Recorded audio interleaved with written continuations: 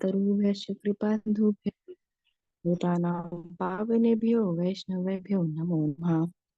जय श्री कृष्ण चैतन्य प्रभु नित्यानंद श्री अद्वैत गदाधर श्रीवासादि गौर भक्तवृंद। हरे कृष्ण कृष्ण कृष्ण हरे हरे, हरे राम राम राम हरे हरे। हरे कृष्णा। प्रभु जी माता जी प्रणाम।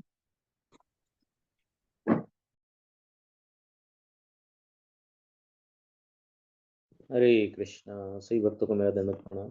प्रातःकालीन भागवत कक्षा में आप सभी भक्तों का स्वागत है। चैतन्य चरितामृत मध्य लीला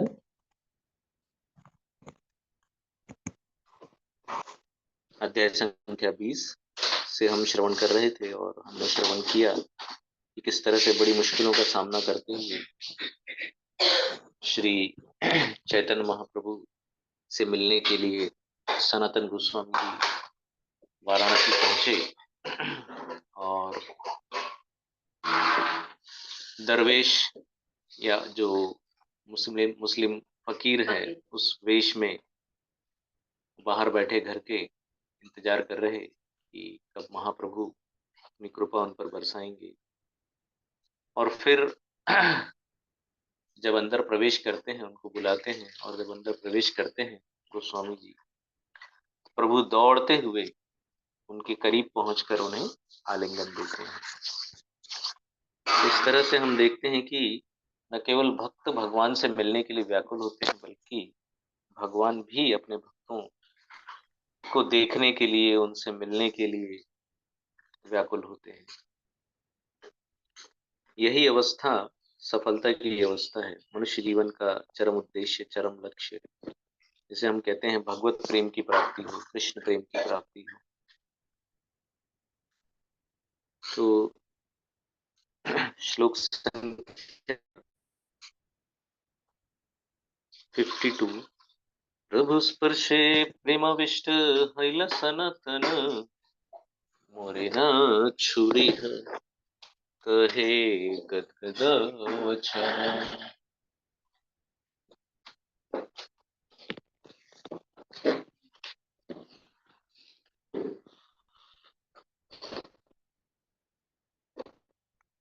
श्री चैतन्य महाप्रभु के द्वारा स्पर्श पाते ही सनातन गोस्वामी भी प्रेमाविष्ट हो गए। तो भगवान तो पूरा प्रेम से भरे हुए हैं, कृष्ण प्रेम प्रदायते, तो तुरंत ही सनातन गोस्वामी जी वह भी प्रेमाविष्ट हो गए। उन्होंने रुद्ध वाणी में कहा, हे प्रभु आप मेरा स्पर्श ना करें। क्यों ना करें? क्योंकि मैं तो जो यवन म्लेच्छ है इनका सेवक था, इनकी सेवा कर रहा था और इनके संग में रह रह के मेरा भी पतन हो गया है, तो आप मेरा स्पर्श ना करें। लेकिन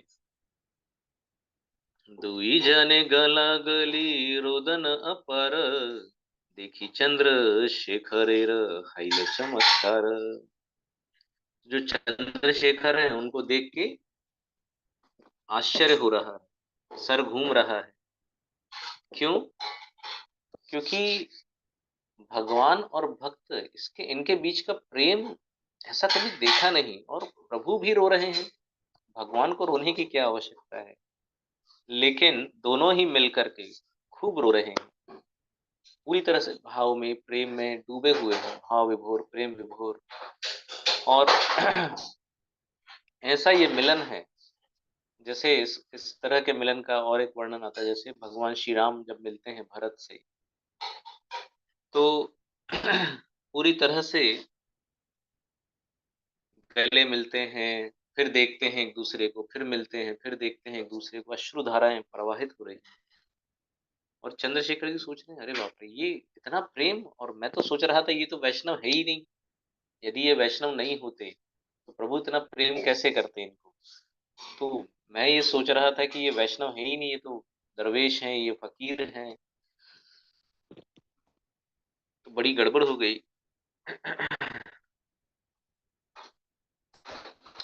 तबे प्रभु तार हाथ धरी लैया गेला पिंडार ऊपर अपन पाशे बसाइला। फिर महाप्रभु बड़े प्रेम से गोस्वामी जी का हाथ पकड़कर भीतर ले गए। थोड़ा सा प्रिंटिंग मिस्टेक है इसमें, यहाँ चंद्रशेखर जी लिखा हुआ है, तो सनातन गोस्वामी जी का हाथ पकड़कर भीतर ले गए और एक ऊंचे स्थान पर दोनों बैठ गए। महाप्रभु ने सनातन गोस्वामी जी को अपने एकदम निकट बैठाला। श्री हस्ते करे न तार अंग समर्जन, तेहो कहे मोरे प्रभु न कर स्पर्शन। जब बहुत प्रेम उमड़ता है तो क्या करते हैं, अपने हाथों से हम सहलाते हैं अपने जो प्रिय हैं, जो वत्सलता है। भगवान अपना जो प्रेम है वो प्रदर्शित कैसे कर रहे हैं, तो सनातन गोस्वामी जी के जो अंग हैं या शरीर के अलग अलग अंग हैं, पीठ के ऊपर ज्यादातर हम जब प्रेम प्रदर्शित करते हैं तो पीठ के ऊपर जो है बहुत हाथ फेरते हैं। उसके अलावा कहीं कहीं देख रहे हैं, अरे यात्रा से आए हैं, सफर से आए हैं, तो बहुत धूल वगैरह इकट्ठा हो गई है, तो उनके शरीर को वो अपने हाथों से जो है साफ करने लगे। तो सनातन गोस्वामी कह रहे हैं, प्रभु क्या कर रहे हैं आप, मैं तो अछूत हूँ, है ना, मेरा स्पर्श मत कीजिए, अछूत हूँ, अयोग्य हूँ।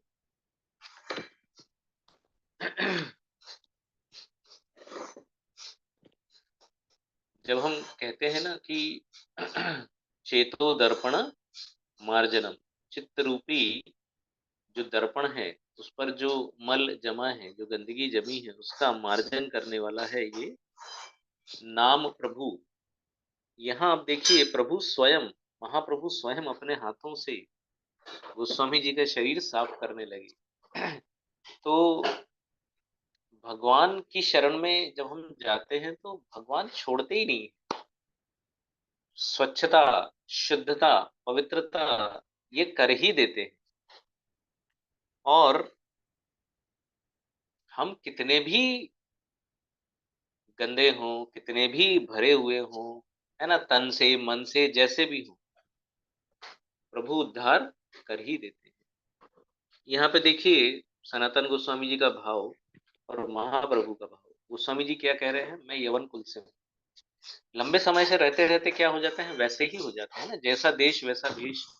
तो जैसे हम जन्म जन्मांतर इस देह में रह रहे हैं, तो अपने आप को हम ये देह समझने लगते हैं।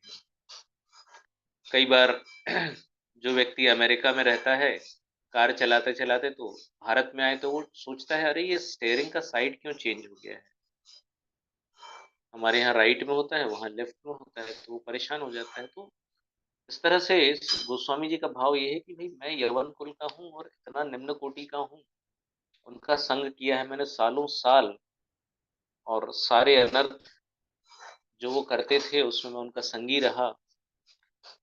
तो मैं इस योग्य नहीं हूँ प्रभु कि आपकी कृपा दृष्टि भी पड़े, है ना, आप मुझे देखें प्रेम से, मैं इस लायक भी नहीं। फिर तो आपने इतनी कृपा की कि मुझे पास में बैठाया और अपने हाथों से स्पर्श कर रहा, मैं इस लायक नहीं हूँ। और महाप्रभु कह रहे हैं कि महाप्रभु का भाव कैसा है कि आप तो मेरे इतने प्रिय भक्त हो कि पर्सनली, व्यक्तिगत रूप से मुझे आपका ध्यान रखना चाहिए, व्यक्तिगत रूप से मुझे आपका जो है ख्याल रखना चाहिए, और एक प्रकार से व्यक्तिगत सेवा ही प्रदान करनी चाहिए। तो ये भगवान का भाव है कि अपने हाथ से इतना प्रेम मुझे देना चाहिए, स्वयं देना चाहिए। जैसे सुदामा जी भी जब पहुंचते हैं द्वारका में, तो भगवान क्या करते हैं, सेवकों को नहीं लगाते हैं। यहाँ तो महाप्रभु एक सन्यासी का रूप धरे हुए हैं, फिर भी चंद्रशेखर हैं सेवा के लिए, तो ऐसा नहीं कहा कि इनको जो है नहाने धोने की व्यवस्था करें, वो तो होगी ही, लेकिन पहले जो है प्रभु ये काम कर रहे हैं कि अपने हाथों से ही उनके शरीर की धूल जो भी लगा है उसको साफ कर रहे हैं। ये प्रेम का प्रदर्शन है एक प्रकार से। हम नेक्टर ऑफ इंस्ट्रक्शन ही पढ़ते हैं तो अपने हाथों का, अपनी जो स्पर्श इंद्रियां हैं उसका उपयोग कैसे करना है, तो स्पर्श इंद्रियों का उपयोग करना है। तो जो भगवान के भक्त हैं उन भक्तों को छूना, उनको आलिंगन करना, जो महाराज अम्बरीश का जो श्लोक आता है, जगह जगह पे कोट करते हैं, भगवत गीता में भी कोट किया हुआ है, उपदेशामृत में भी कोट किया हुआ है। तो यही कहते हैं कि शरीर की जो अलग अलग इंद्रियां हैं, ज्ञान इंद्रिया, कर्म इंद्रिया, तो उसमें से यह जो स्पर्श इंद्रिय है, ये भक्तों के शरीर को छूने, उसे आलिंगन करने, इसमें हमें लगाना है। तो वैसा ही, ठीक वैसा ही आप देखें द्वारका में सुदामा जी का जो स्वागत होता है, तो भगवान किसी और को सेवा में नहीं लगाते हैं, अनेकों सेवक हैं, लेकिन किसी को भी एक इशारे पे सब तैयार हो जाते थे, लेकिन किसी को भी नहीं लगाते हैं। स्वयं जो है उनके शरीर का जो मार्जन करते हैं भगवान अपने हाथों से करते हैं, उनके चरणों को धोते हैं, उसको चरणामृत की तरह स्वीकार करते हैं, और बहुत यानी स्वच्छ नहलाने के बाद सुंदर वस्त्र उनको प्रदान करते हैं, अलग अलग तरह के सुगंधित द्रव्यों का लेप उनके शरीर पर करते हैं, जिसको हम उपटन भी कहते हैं। तो इतना भगवान अपने भक्त से प्रेम करते हैं। तो हम ये भी समझ सकते हैं कि वह जो भक्त है वो कितना उन्नत स्तर पर है, लेकिन अपने आप को समझते कितना निम्न है। कि सुदामा जी जो भेंट लेकर के आते हैं, वो सोचते हैं कि ये तो इतनी निम्न कोटि की भेंट है, यहाँ कैसे वो स्वीकार होगी, और अपने आप को इस लायक भी नहीं समझते कि मैं प्रभु का इतना प्रेम पाने के योग्य हूँ क्या? बिल्कुल नहीं। मैं तो उनका दर्शन करने के योग्य हूँ क्या? बिल्कुल योग्य नहीं हूँ। तो इस तरह से सनातन गोस्वामी का एक भाव है, तो दैन्यता का भाव जो हमेशा भक्तों को रखना चाहिए। और फिर भगवान तो प्रेम देते ही हैं, वो तो भक्त वत्सल है ही।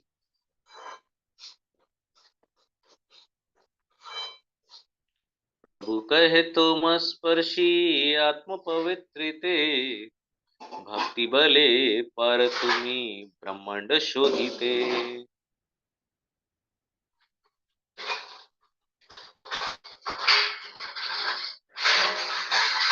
महाप्रभु ने उत्तर दिया, अरे आपको छूने से तो मैं पवित्र हो रहा हूँ। आपके भक्ति का बल इतना ज्यादा है, इतना ज्यादा है कि आप सारे ब्रह्मांड को पवित्र कर सकते हो, सारे ब्रह्मांड को शुद्ध कर सकते हो। जैसे सूर्य जब चमकता है तो संपूर्ण संसार के, संपूर्ण पृथ्वी के समस्त अशुद्धियों को नष्ट कर देता है अपने तेज से। तो आपका ये जो भक्ति का बल है, तेज है, प्रकाश है, ये क्या कर रहा है? ये समस्त ब्रह्मांड को पवित्र शुद्ध कर सकता है। तो महाप्रभु कह रहे हैं कि मैं अपने आप को पवित्र करने के लिए आपका स्पर्श कर रहा हूँ, आपका आलिंगन करके, आपको छू करके, अब जो है मैं अपने आप को पवित्र कर रहा हूँ। महाप्रभु भी तो भक्त की भूमिका निभा रहे हैं। तो एक भक्त को अन्य भक्त के साथ किस तरह से व्यवहार करना चाहिए, तो महाप्रभु क्या कह रहे हैं? ये नहीं कह रहे हैं कि मेरे छूने से तुम पवित्र हो रहे हो या मेरे छूने से तुम्हारा उद्धार हो रहा है। नहीं। जैसे कई बार भक्त के जीवन में ऐसा समय आता है कि शुरू शुरू में जब वो नए भक्त होते हैं तो थोड़ी दैन्यता होती है, थोड़ी दीनता होती है, फिर आगे बढ़ते जाते हैं, कुछ समय बीतता जाता है, ज्ञान बढ़ता जाता है, तत्व ज्ञान बढ़ता जाता है, नॉलेज बढ़ता जाता है, और करते करते दीक्षा हो जाती है। फिर दीक्षा दीक्षा होने के बाद वो दैन्यता कहीं खो जाती है। कई बार ऐसा देखा गया है। फिर वो भक्त ये लगते हैं कि उनको ऐसा लगता है कि जब तक मैं प्रवचन नहीं करूंगा इन लोगों का उद्धार कैसे होगा, जब तक मैं कुछ बताऊंगा नहीं, मैं कुछ करूंगा नहीं, मतलब मैं वाला भाव आ जाता है फिर कि मैं अगर ऐसा नहीं करूंगा तो इनका क्या होगा। बहुत सारी ऐसी चीजें आ जाती हैं। और थोड़ा सा अपने आप को हायर लेवल पर समझना, ये मन में शामिल हो जाता है। इस तरह से वो सोचने लगते हैं, विचारने लगते हैं कि भाई मैं करूंगा तो ही ऐसा होगा। लेकिन यहाँ पे बहुत उत्तम उदाहरण प्रस्तुत करते हुए महाप्रभु कि मैं अपने आप को पवित्र करने के लिए आपका स्पर्श कर रहा हूँ। जैसे प्रभुपाद जी से रिपोर्टर ने पूछा, क्या आप इनके गुरु हैं? जितने भी डिसाइपल वहां पे खड़े थे प्रभुपाद जी, तो क्या आप इनके मास्टर हैं? तो प्रभुपाद जी बहुत सुंदर उत्तर देते हुए कहते हैं, I am not the master, I am the servant of the servant of the servant of the servant. तो मैं अपने शिष्यों का सेवक हूँ। ये भले ही मेरे शिष्य हैं, लेकिन मैं सेवक हूँ इनका। क्या सेवा है? इन्हें भगवत धाम लेके जाना है। भगवान क्या करते हैं? भगवान इतने दयालु हैं, आगे हम पढ़ेंगे उसको विस्तार से, कि अपने प्रिय पार्षदों को भेजते हैं, अपनी लीलाओं में से हटा करके प्रिय पार्षदों को यहाँ भेजते हैं धराधाम पर, भौतिक जगत में। और वो जब आते हैं इस भौतिक जगत में, तो भौतिक संसार के समस्त विषमताओं को सहते हुए भी वो हम सबको भगवत धाम ले जाने का प्रयास करते हैं।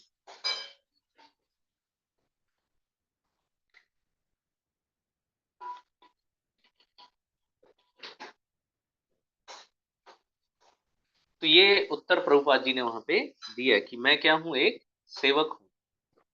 तो इस तरह से भक्त और भगवान दोनों ही दैन्यता का प्रदर्शन कर रहे हैं। तृणादपि सुनीचेन करोरपि सहिष्णुना अमानेन मानदेन कीर्तनीय सदा हरि। तो न केवल कहते हैं, बल्कि दृष्टांत भी प्रस्तुत करते हैं, उदाहरण भी प्रस्तुत करते हैं। किस माध्यम से आप सीखना चाहते हैं? समझदारी तो वही है कि सुना और सीख लिया, फिर भी प्रभु करके भी दिखाते हैं। यदि श्रेष्ठ तत्त एवे करो जना। तो इस तरह से महाप्रभु कह रहे हैं कि मैं अपने आप को पवित्र बनाने के लिए ही तुम्हारा स्पर्श कर रहा हूँ। आप तो परम पवित्र हैं, किस कहीं भी रहें आप परम पवित्र हैं। जैसे सूर्य, तो मलमूत्र पड़ा है बाहर, सूर्य की किरणें जब उसको स्पर्श करती हैं तो सूर्य में अशुद्धि नहीं आती है, सूर्य अपवित्र नहीं होता है, वो जगह पूर्णतया शुद्ध हो जाती है, पवित्र हो जाती है, जैसे कुछ था ही नहीं। तो इस तरह से आप कहीं भी रहें, आप पवित्र हैं, पवित्र ही रहेंगे।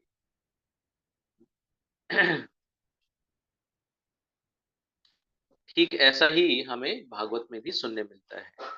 महात्मा विदुर जब आते हैं युधिष्ठिर जी से मिलने के लिए, तो तीर्थ स्थलों की यात्रा आप इसलिए नहीं करते कि आपको पवित्र होना है। तीर्थी कुर्वन्ति तीर्थानि, जो यहीं पे आ रहा है, भवेद्विधा भागवता तीर्था भूता स्वयं प्रभो तीर्थी कुर्वन्ति तीर्थानि स्वान्तस्थेन गदाभृता। तो आप जैसे संत अपने आप में तीर्थ स्थान, यानी चलता फिरता तीर्थ स्थान है, आपको देखने मात्र से व्यक्ति पवित्र हो जाता है। यानी कितनी सुविधा दे रहे हैं भगवान के भक्त। तीर्थ स्थल में जाना होता है ना। अब यदि मुझे वृंदावन जाना है तो मुझे पहले टिकट बुक करना होगा, फिर सामान पैक करो, फिर यहाँ से चल के स्टेशन जाओ, स्टेशन में रेलगाड़ी में बैठ के फिर मुझे धाम में जाना होगा। तो बड़ी कठिनाइयों का सामना करते हुए हम तीर्थ स्थान पहुंचते हैं, और फिर वहां पहुंच के अनेक नियमों का पालन करते हुए वहां रहना है, तब जो है समुचित लाभ मिल पाएगा। लेकिन जो भक्त हैं वो चलते फिरते तीर्थ स्थान है, आपके घर पे आ गए, आपने दर्शन कर लिया, हो गए आप पवित्र। तो आप जैसे संत स्वयं तीर्थ स्थान होते हैं, चलते फिरते तीर्थ स्थान होते हैं। अपनी पवित्रता के कारण वे भगवान के नित्य पार्षद होते हैं, अतः वे तीर्थ स्थलों को भी पवित्र कर सकते हैं। तो माँ गंगा यही पूछ रही है कि भाई मैं धरती पे आ तो जाऊंगी, लेकिन ये जितने पापी हैं स्नान कर करके मुझे पूरा गड़बड़ गंदा कर देंगे, तो अभी मेरा पवित्रीकरण कैसे होगा? तो बोले जब मेरे पार्षद, मेरे भक्त, मेरे शुद्ध भक्त आएंगे तो आप उनका दर्शन करके ही पवित्र हो जाएंगे, लेकिन वो स्नान करके भी आपको पवित्र करेंगे। श्रीमद् भागवतम पहला स्कंद 13वां अध्याय 10वां श्लोक, जब विदुर जो है युधिष्ठिर महाराज के चाचा जी, वो जब लौटते हैं उनका स्वागत करने के लिए, क्योंकि हम सब जानते हैं विदुर जो है उन्होंने महाभारत के युद्ध में हिस्सा नहीं लिया। विदुर और बलराम जी ये दोनों ही जो है तीर्थ यात्रा करने के लिए निकल पड़े, और रास्ते में बहुत अच्छा उनका यानी ये रहा विदुर जी का, मैत्रेय मुनि से मिले वो, और भगवान की कथा का श्रवण कीर्तन वहां पे हुआ। तो बहुत अच्छा रहा। यानी तीर्थ यात्रा में जो श्रवण कीर्तन होना चाहिए मुख्य रूप से, वो हो गया। तो जब लौटे तो उनका स्वागत करते हुए युधिष्ठिर महाराज जी कह रहे थे कि आप तो स्वयं तीर्थ स्थल हैं, हालांकि आपको आवश्यकता नहीं है तीर्थ यात्रा करने की, अपने आप में, अपने हृदय में आप भगवान को धारण करते हुए चलते हैं, तो फिर आपको आवश्यकता नहीं है तीर्थ यात्रा करने की, अपने आप को पवित्र करने के लिए। आप तो उन तीर्थ स्थलों पर कृपा करने गए थे जिनमें पापी जा जा करके अपना मल छोड़ देते हैं, अपनी गंदगी, अपना पाप वहां त्यागते हैं, और उन तीर्थ स्थलों को स्वीकार करना पड़ता है। तो जब आप वहां पहुंचते हैं तो वो उन कलमशों से मुक्त हो जाते हैं। आप जैसे भक्त भगवान विष्णु को सदा अपने हृदय में धारण करते हैं, तो आप उन समस्त तीर्थ स्थलों को पवित्र बना सकते हैं जो पापियों द्वारा तीर्थ यात्रा करने से प्रदूषित हो चुके होते हैं।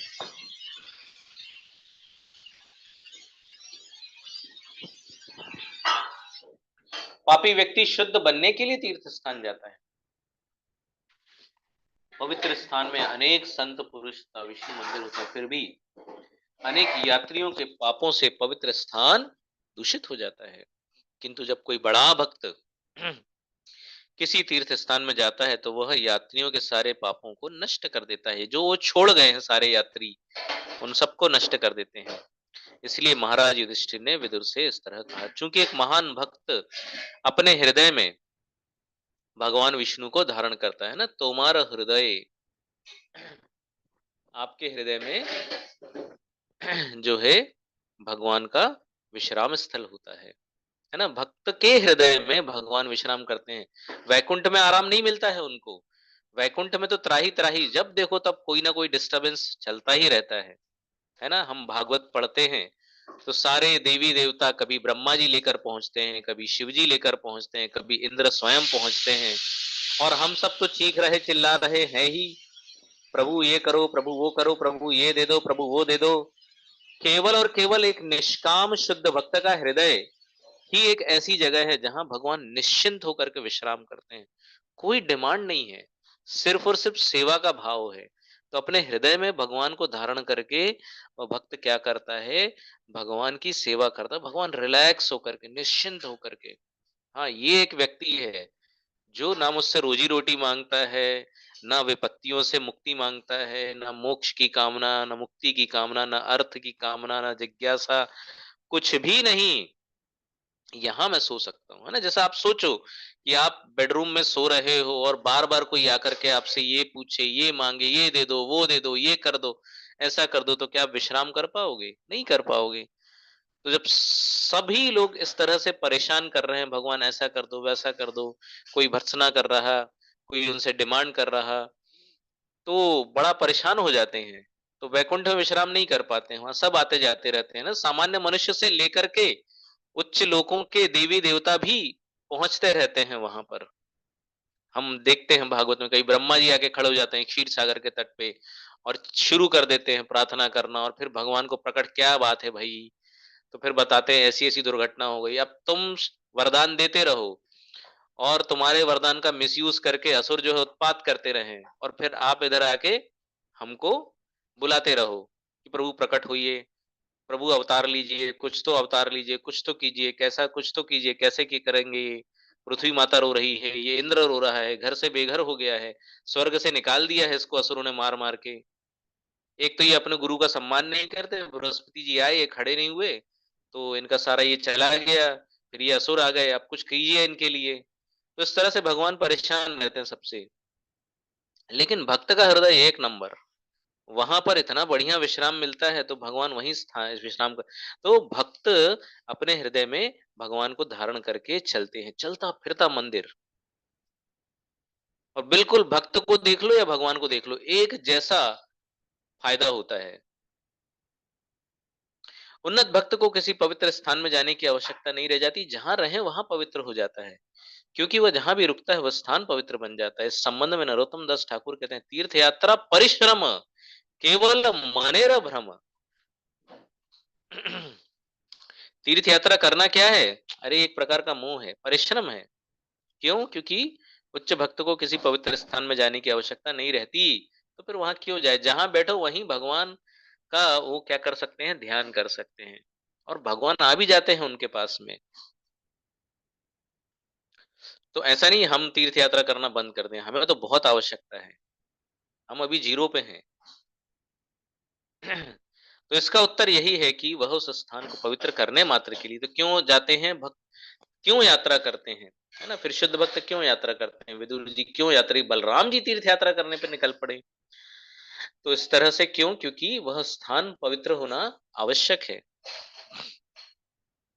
तो ये बहुत सुंदर श्लोक है, इसको आप अच्छे से पढ़ें, और थोड़ा दो चार श्लोक पीछे से आप पढ़ें बारंबार, तो एकदम आप डूब जाएंगे इसमें, इस लीला में डूब जाएंगे। महाप्रभु और सनातन गोस्वामी, यह लीला जो है इसमें आप डूब जाएंगे, और दैन्यता आपके हृदय में बसेगी, जिसकी हमें अत्यंत आवश्यकता है। और कह रहे हैं यहाँ पे, न मे भक्त चतुर्वेदी मद भक्त स्वपच प्रिय तस्मै देयम ततो ग्रहायम स च पूज्यो यथा अहम। ये बहुत सुंदर रिप्लाई है ऐसे लोगों के लिए जो कहते हैं जात पात भगवान ने बनाई है, ऊंच नीच भगवान ने बनाई है।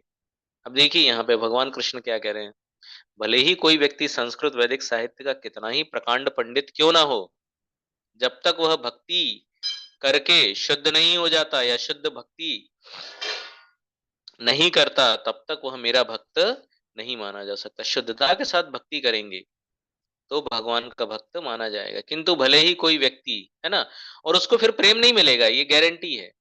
आप पढ़ते रहो, जन्म जन्मांतर आप चैन ये करते रहो, संस्कृत के श्लोकों का उच्चारण करते रहो, सामवेद, ऋग्वेद, यथुर्वेद, यजुर्वेद, चतुर्वेदी बन जाओ, आप द्विवेदी बन जाओ, त्रिवेदी बन जाओ, सब कुछ अच्छे से बड़ बड़ बड़ बड़ बड़ बड़ ओम नम नम नम नम करके आप करते रहो, कोई फर्क नहीं पड़ने वाला, जन्म जन्मांतर। लेकिन जब तक आप शुद्ध भक्ति के नियमों का पालन करके शुद्धता से भक्ति नहीं करेंगे भगवान की, तब तक आप भगवान के भक्त नहीं माने जाएंगे। भक्ति के बिना प्रेम मिलता ही नहीं है। यहाँ पे वही कह रहे हैं कि किंतु भले ही कोई व्यक्ति चंडाल परिवार में जन्मा हो। अब ये चंडाल जो है ये जिन्हों हम कहते हैं डॉग मीट ईटर, कुत्ते का मांस खाने वाले, इनसे भयंकर निचली श्रेणी में आते हैं गो मांस खाने वाले। उनके संग में जो है गोस्वामी जी, यानी जो बंगाल के राजा थे उस समय, यवन कुल, मलेच्छ कुल, ये लोग जो है ये गो मांस खाने वाले, तो ये उनसे भी निचले स्तर के, यानी शास्त्र में ज्यादातर हम चंडाल को ही निम्न समझते हैं, उनका कोई उल्लेख ही नहीं है, मतलब उद्धार करने योग्य नहीं है, ऐसा भी बोले तो कोई गलत बात नहीं है। तो यहाँ पे भगवान कह रहे हैं कि भले ही व्यक्ति चंडाल परिवार में जन्मा हो, लेकिन यदि वह भक्ति कर रहा है ना, शुद्धता के साथ में भक्ति कर रहा है, शुद्ध भक्त है, और सकाम कर्म, मानसिक तर्क, ये सब भोगने, यानी किसी भी तरह की भोग की इच्छा नहीं है, सबसे हायर लेवल का जो भोग है ये वही है, सकाम कर्म करके अलग अलग लोकों में जाकर के वहां भोगना, है ना, मानसिक तर्क वितर्क से भोगना। जैसे कई बार होता है ना, हम भक्त लोग भी क्या करते हैं, तो स्कॉन डिवोटीज के लेक्चर छोड़ के हम अलग अलग तरह से अलग अलग बाहर के लेक्चर सुनने लगते हैं, तो ये क्या हो जाता है, मानसिक रूप से भोग करना, बुद्धि की एक विलासिता होती है, ये फिलोसफी सुनो, वो फिलोसफी सुनो, यहाँ से वहां से, यही तो डाइजेस्ट नहीं हो रहा है। आगे आप पढ़े चलेंगे इसी अध्याय में, इतना डिफिकल्ट है, इतना डिफिकल्ट है कि मैं दो तीन बार पढ़ा हूं तो मुझे ही ध्यान में नहीं रहता है, आपको एक बार में कैसे मैं ध्यान में दिलाऊंगा, वही सोचता हूँ, बड़ी कठिनाई है। तो मानसिक तर्कों को, यानी मन से भोग करने की भी इच्छा होती है, अलग अलग विषयों को, अलग अलग तरह के फिलोसफीज को, तो उन सबसे जो मुक्त है ना, और भक्ति कर रहा है शुद्ध, वह मुझे बहुत प्रिय है। तो कहाँ एक ब्राह्मण, कहाँ एक चंडाल, क्या तुलना है? तो समाज में कोई तुलना नहीं, लेकिन भगवान के नजरों में वह मुझे ज्यादा प्रिय है।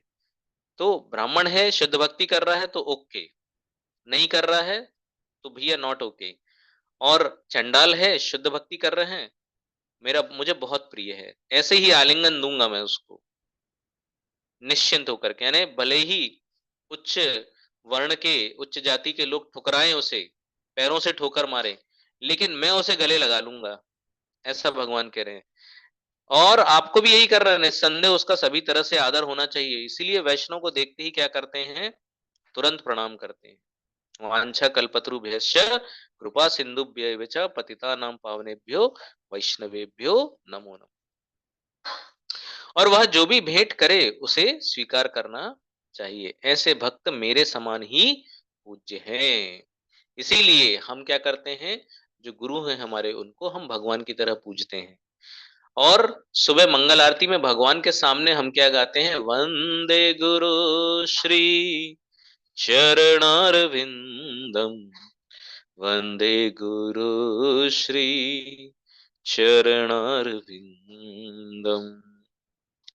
इसी श्लोक को हम अगली कक्षा में पुनः श्रवण करेंगे। हरे कृष्णा। आगे आप भक्त कोऑर्डिनेट कर सकते हैं।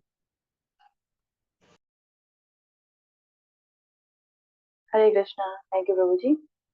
एक छोटी सी घटना के पीछे जो लोगों को छोटी लग सकती है, कितने गहन इसके पीछे विषय है, भक्तों का क्या भाव है, भगवान का क्या उसके पीछे रहस्य है, इसको कितने सुंदर तरीके से आपने प्रेजेंट किया है। वास्तव में यदि हम नहीं सुनते तो समझ भी नहीं पाते, और इस बात को तो समझना लगभग नामुमकिन है कि जैसे सनातन गोस्वामी जो है वो भगवान से मिलने जा रहे हैं और कितना निम्रता का प्रदर्शन करते हुए उनके दरवाजे पे ही बैठ जाते हैं। इनके दर्शन के लिए इतना दूर से आए हैं, लेकिन फिर भी अपने आप को इतना तुच्छ मानते हैं कि बाहर द्वार पर ही बैठ जाते हैं। और भगवान का ऐसा भाव कि वो समझ लेते हैं कि मेरा भक्त अब आ गया, और चंद्रशेखर को आज्ञा देते हैं कि जो भी दरवाजे में है उसे ले आइए। लेकिन चंद्रशेखर को देखिए, क्योंकि वो हमारे मन में एक इमेज बन जाती है ना कि वैष्णव कौन है, वो परिवेश से ही पहचानने लग जाते हैं। लेकिन वास्तव में वैष्णवों को परिवेश से नहीं पहचाना जा सकता। वैष्णव की जो तुलना है वो किसी भी वस्त्र के अधीन नहीं है। और उसके बाद में जैसे ही उनको अंदर लेके जाते हैं और महाप्रभु उनका आलिंगन करते हैं और संकोच कर रहे हैं सनातन गोस्वामी की, मेरा आलिंगन क्यों, मैं तो बहुत तुच्छ हूँ, मैं तो सेवक हूँ, मैं तो बल्कि कितने सारे मलेच्छों के बीच में रहा, उनके ही जीवन साधनों का मैंने उपयोग किया, तो मेरा आलिंगन नहीं किया जाना चाहिए। लेकिन महाप्रभु ने जिस तरीके से बताया कि जो मेरे भक्तों का जो हृदय है वो मेरा आनंद का स्थान है, मेरे आराम का विश्राम का स्थान है, ये कितनी गहन बात है। और जैसे कि आपने बताया कि कई जन्मों तक भी यदि कोई अध्ययन करता ही रहे, वेद पाठ बन जाए, लेकिन यदि उसके हृदय में भगवान का प्रेम उत्पन्न नहीं हो रहा है तो भगवान उन्हें स्वीकार नहीं करते। ऐसे ही एग्जाम्पल देखने को मिलता है ब्राह्मण पत्नियों का। एक तरफ ब्राह्मण जो है भगवान कृष्ण के लिए यज्ञ कर रहे हैं और साक्षात स्वयं भगवान कृष्ण उनके सामने आके भोजन मांगते हैं, लेकिन तब भी वो अब उस बात को अस्वीकार कर देते हैं। लेकिन ब्राह्मण पत्नियां, क्योंकि लंबे समय से कृष्ण भगवान के बारे में सुनती आ रही थी, तुरंत ही सारा भोग जो उन्होंने यज्ञ के लिए बनाया था लेके भगवान के पास पहुंच जाती हैं, और कई सारे विरोधों के बाद ही पहुंच जाती हैं। बहुत ही सुंदर प्रभु जी, बहुत ही सुंदर आपने वर्णन किया, और हम जरूर समझ जाएंगे, आप समझाएंगे तो हम जरूर समझ जाएंगे। हरे कृष्णा। थैंक यू प्रभु जी। बाकी कोई डिवोटी शेयर कर सकते हैं कुछ पॉइंटों कक्षा से, या कोई प्रश्न पूछना चाहते हैं।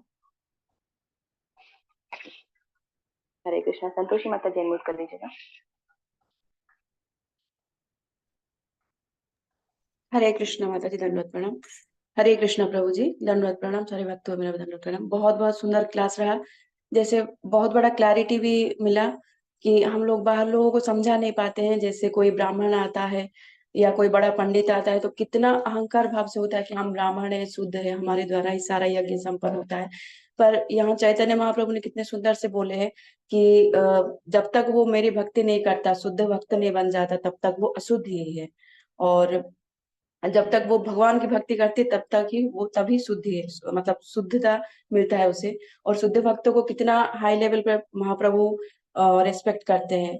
और जैसे चैप्टर 1 में भी बोला गया है, जो वैष्णव होते हैं वो ब्राह्मण से भी श्रेष्ठ होता है, क्योंकि उनका कोई मोह नहीं रह पाता भगवान के अलावा। और सेकंड वाला पॉइंट ये बहुत अच्छा लगा प्रभु जी। और कल भी सिंसियर सीकर ग्रुप पे श्रीपाद जगत जीवन प्रभु जी शेयर किए थे कि कैसे उनको जो फॉलो करते हैं, उनका नाम मुझे याद नहीं, कुछ प्रेम महाराज ऐसा कुछ है, उनको सैकड़ों सैकड़ों लोग फॉलो करते हैं, पर वो कैसे मायावादी जैसे फैला रहे हैं कि नर ही नारायण है ऐसा। तो आज हम बहुत ही ग्रेटफुल है प्रभुपाद, इस्कॉन और वैष्णवों के प्रति कि एटलीस्ट मतलब हमें पता चलता है कि क्या है मतलब प्रभुपाद जी के बुक से, भगवत गीता भागवतम से, कि सही क्या है गलत क्या है और एटलीस्ट भगवान क्या है। तो बहुत बहुत धन्यवाद प्रभु जी, आपकी कक्षा के माध्यम से एटलीस्ट हमें सही ज्ञान मिल रहा है। हरे कृष्ण, धन्यवाद। हरे कृष्णा, थैंक यू माता जी। और शिवपाल प्रभु जी अनम्यूट कर लीजिएगा। हरे कृष्णा दंडनाम हरे कृष्णा दंडनाम प्रभु जी। हरे कृष्णा आप सभी को दंडनाम। थैंक यू प्रभु जी। और किस प्रकार से हम यहाँ पर देख रहे हैं कि भगवान का प्रेम अपने शुद्ध भक्तों के प्रति होता है। और यहाँ पर सनातन गोस्वामी जो हैं वो वर्तमान में, जैसे प्रभु जी ने उदाहरण दिया कि जिस देह में हम रहते हैं उस देह के अनुसार ही हम अपने आप को मानने लगते हैं। और जो सूर्य का उदाहरण प्रभु जी ने यहाँ पर दिया कि सूर्य अपवित्र नहीं होता है। तो यहाँ दो बातें ऐसे निकल कर आती हैं कि जो मेरी लर्निंग में आया कि एक तो भगवान उनका आलिंगन स्पर्श कर रहे हैं तो भगवान कभी अपवित्र नहीं हो सकते। दूसरा ये है कि जिस देह में है सनातन गोस्वामी वर्तमान में, उन्होंने जो संग किया है मलेच्छ का, पर वो नित्य संगी गण है, तो वो भी ऐसे संग से कभी अपवित्र नहीं हो सकते हैं। केवल उन्होंने इस कारण से ऐसा कहा है कि उन्होंने संग प्राप्त किया है। आप करने के बारे में हम किस प्रकार की कर रहे हैं, तो हमारे भाव कैसे हो सकते हैं, वो बात भी यहाँ पर समझ में आती है। और जो इस टॉपिक क्लियर करके बाकी माता जी ने भी शेयर किया है और प्रभु जी ने भी बता दिया है कि भगवान उस शुद्ध भक्त या उस भक्त को अधिक प्रिय मानते हैं जो भगवान जिसके हृदय में भगवत प्रेम है, चाहे वो पिता भी निम्न कुल का हो या फिर वो अक्षर ज्ञान से कुछ ना हो, लेकिन हो सकता है जब वो भगवान के शुद्ध प्रकांड पंडित, और इनमें दोनों में बहुत अंतर बताया गया है। मेरा एक प्रश्न भी यहाँ पर प्रभु जी था, कल आपका अगर समय हो तो आप बता दीजिएगा प्रभु जी।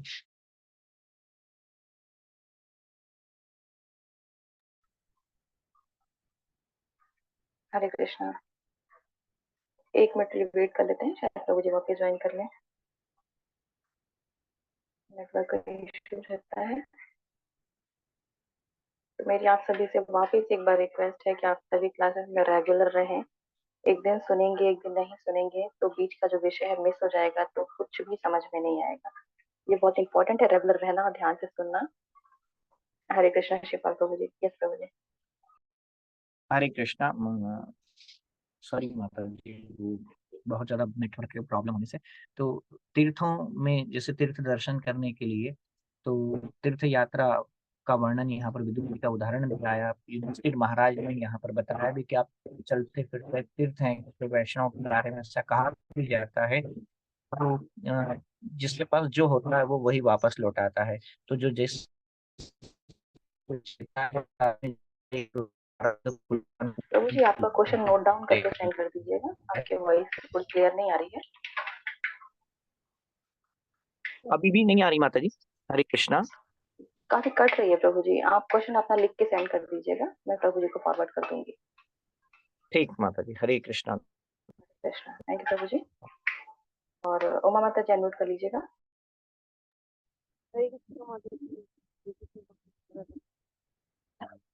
माता जी थोड़ा सा वॉल्यूम बढ़ा लीजिएगा। आवाज आ रही है माता जी? हरे कृष्णा। आज कोई देवती रिप्लाई करे, माता जी की वॉइस आ रही है क्या सभी को? हरि बोल। हाँ आइए माता जी बोलिए। जी माता जी, अभी जैसे कि चैतन्य महाप्रभु का अब हम देखेंगे तो चैतन्य महाप्रभु की लीलाओं को देखकर हमें एकदम, जैसे प्रभु जी कह रहे हैं कि हाँ मेरी ही मैं पढ़ता हूँ तो मुझे नहीं पता कैसे समझ में आएगा, पर प्रभु जी हम इतना तो जान गए हैं कि महाप्रभु ही भगवान कृष्ण है और कृष्ण भगवान ही महाप्रभु है। और अब जैसे कि गौर पूर्णिमा पे महाप्रभु का प्राकट्य दिवस है और हम उनकी लीलाओं का श्रवण कर रहे हैं, तो हम एक तरीके से समझ भी सकते हैं कि महाप्रभु के बारे में हमें जानकारी दे रहे हैं। ये बहुत अच्छा मौका है क्योंकि हम और उनके करीब आने का हमें एक अवसर प्राप्त हो रहा है। और उनके माध्यम से जैसे हमारे जो आसपास की चीजें हैं, साधु संग और जो वैष्णव सेवा, बहुत सारी चीजें, जैसे अभी भी आपने बताया कि भगवान का दर्शन भले ही हमें ना हो, लेकिन एक वैष्णव भक्त का दर्शन हो गया तो वो भी भगवान का ही भक्त है। भगवान के भक्त के माध्यम से ही हम भगवान को प्राप्त कर सकते हैं। तो ये बहुत सुंदर बताया, क्योंकि कभी कभार हम सबके मन में ही ऐसे होता है कि हम तो धाम यात्रा नहीं जा पा रहे हैं या कहीं नहीं जा पा रहे हैं, लेकिन महाप्रभु कह रहे हैं अगर हम भक्त का सानिध्य प्राप्त कर रहे हैं तब भी हम भगवान का ही सानिध्य प्राप्त कर रहे हैं। बहुत सुंदर प्रभु जी। हरे कृष्णा। हरे कृष्णा। और एक बहुत इम्पोर्टेंट बात जो प्रभु जी ने बताई कि मानसिक रूप से जो भोग हो जाता है उससे भी हमें सावधान रहना चाहिए। हम निरंतर जहाँ से श्रवण कर रहे हैं वहीं से श्रवण करें। और शील प्रभुपाद के अलावा यदि वर्णन साहित्य में हमारी रुचि उत्पन्न हो रही है तब हमें समझना चाहिए कि हमारा जो मन है वो भोग करने की स्थिति में जा रहा है। सावधान हो जाएं और मन को वापस खींच के लेकर आए। हरे कृष्णा। आज का कोट रीड करेंगे, क्लास को कक्षा को विराम देंगे कोट रीड करने के बाद।